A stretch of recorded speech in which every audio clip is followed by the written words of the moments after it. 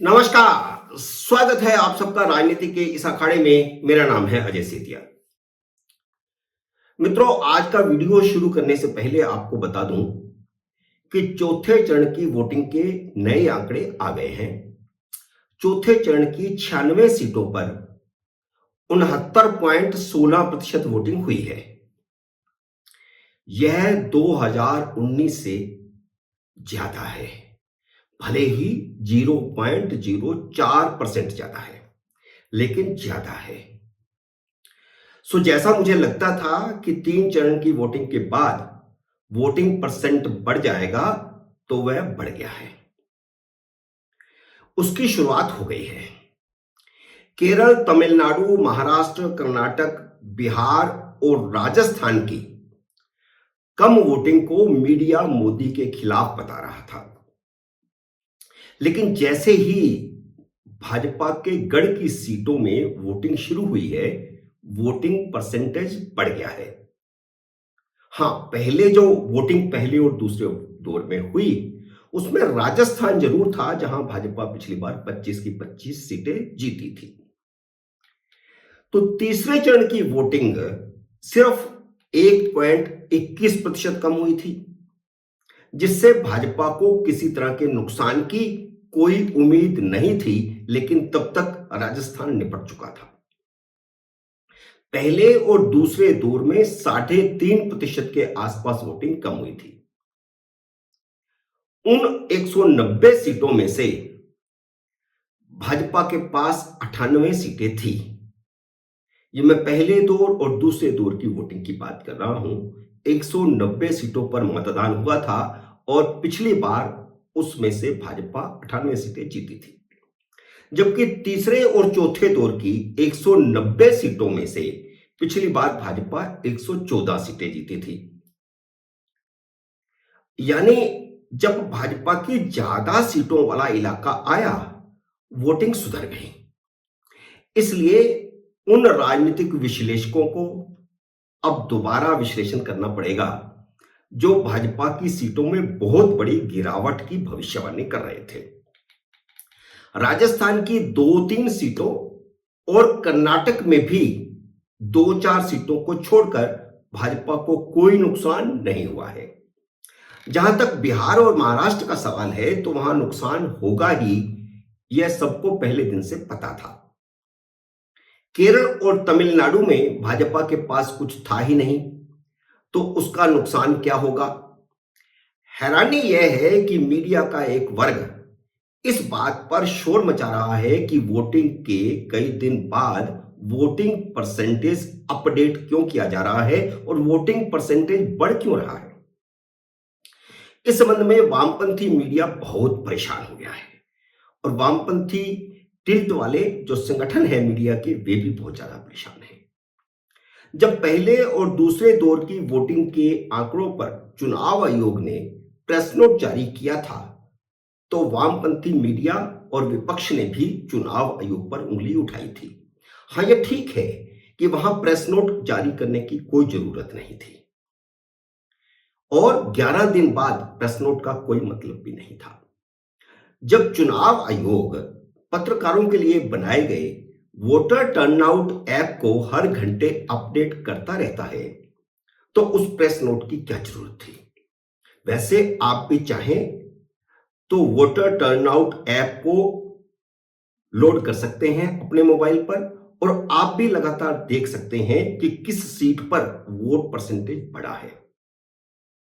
असल में इन पत्रकारों की समस्या यह है कि वे चाहते हैं कि वोटिंग परसेंटेज कम हो। इनके चुनाव आयोग के साथ दिक्कत यही है कि चुनाव आयोग चाहता है कि वोटिंग परसेंटेज बढ़े और ये लोग चाहते हैं कि वोटिंग परसेंटेज घटे। इन्हें लगता है कि वोटिंग परसेंटेज कम होगी तो भाजपा हारेगी, और यह बात सही भी है। इसलिए जब पहले और दूसरे दौर की वोटिंग शुरू में 5% तक कम बताई गई थी, तो ये बहुत खुश हुए थे। लेकिन जब यह नुकसान सिर्फ 3.5% पर आ गया, तो ये बहुत पिलपिला रहे हैं।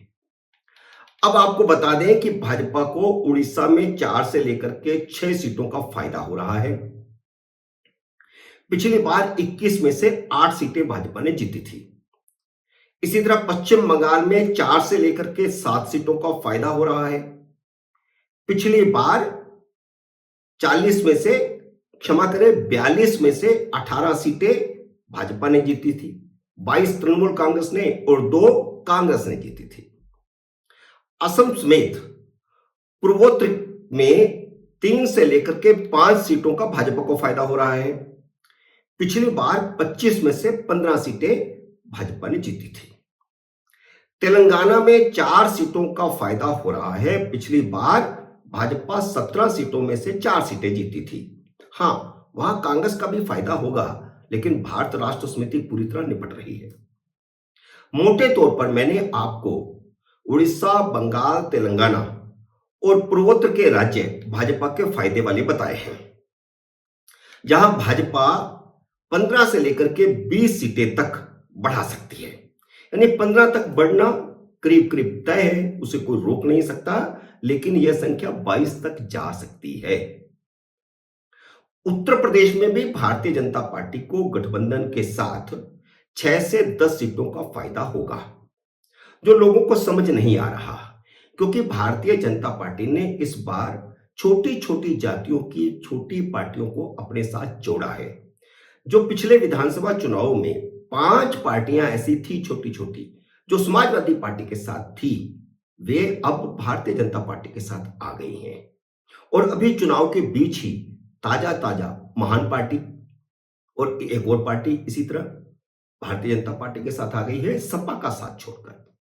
यानी कुल मिलाकर जो फायदे वाले राज्य हैं, वहां 21 से लेकर 32 सीटों तक भाजपा को फायदा हो सकता है, यानी 21 कम से कम। इसके अलावा आंध्र प्रदेश और तमिलनाडु में भी भाजपा की एंट्री होगी।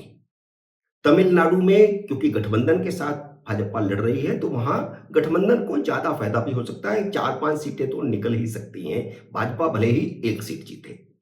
इसी तरह आंध्र प्रदेश में भी 2-1 सीटें भाजपा जीत रही है, तो उसको तुम खैर मैं गिन भी नहीं रहा। पंजाब, हरियाणा, उत्तराखंड, हिमाचल प्रदेश, जम्मू कश्मीर और गुजरात में सीटें घटने या बढ़ने का कोई स्कोप नहीं है। भाजपा को अगर राजस्थान, कर्नाटक, महाराष्ट्र और बिहार में 15 से 20 सीटों का नुकसान हो भी जाता है, तो भाजपा की सीटें 6-7 बढ़ ही रही हैं, घट नहीं रही। इसलिए भाजपा 300 तो क्रॉस कर ही रही है। अगर बिहार और महाराष्ट्र में उसके सहयोगियों की सीटें घटेंगी, यानी जेडीयू और महाराष्ट्र की दोनों पार्टियां, शिवसेना और एनसीपी जो नई बनी है अब, उनकी अगर सीटें घटती भी हैं, तो भी आप देखिए कि बाकी राज्यों में सीटें बढ़ रही हैं। अब मैं नहीं कह रहा ये कर्नाटक और राजस्थान के हाल ही के विधानसभा चुनाव में कांग्रेस के रणनीतिकार रहे नरेश अरोड़ा ने यह बात कही है। शेखर गुप्ता के यूट्यूब चैनल दी प्रिंट को दिए इंटरव्यू में उन्होंने साफ साफ शब्दों में कहा है कि यथास्थिति बनी रहेगी, और यह बात उन्होंने कांग्रेस के युवराज राहुल गांधी को भी बता दी है, उन तक पहुंचा दी है। उन्होंने साफ साफ कहा है कि भाजपा की सीटें 15 घट सकती हैं या 15 बढ़ भी सकती हैं, यानी भाजपा 290 से 320 के बीच कहीं ना कहीं रहेगी। वह कांग्रेस को भी यथास्थिति ही बता रहे हैं, यानी कांग्रेस 5 सीटें घट सकती हैं या 5 सीटें बढ़ सकती हैं 50 से 60 के बीच में। उन्होंने एक बात और कही है, मैं कांग्रेस के रणनीतिकार की बात कर रहा हूं, नरेश अरोड़ा की। उन्होंने एक बात और कही है, वह यह कही है कि विपक्ष समझता है कि उसका चांस है, लेकिन वह ऐसा नहीं समझते। प्रशांत किशोर तो पहले दिन से कह रहे हैं कि भाजपा 300 के आसपास ही रहेगी। मित्रों, उम्मीद है मेरा यह वीडियो आपको पसंद आया होगा। इसे लाइक और शेयर कीजिए। अगर आपने मेरे YouTube चैनल को अब तक सब्सक्राइब नहीं किया तो कृपया सब्सक्राइब करके अपना आशीर्वाद दीजिए। जल्द ही मिलते हैं अगले वीडियो में किसी अन्य विषय के साथ। तब तक नमस्कार।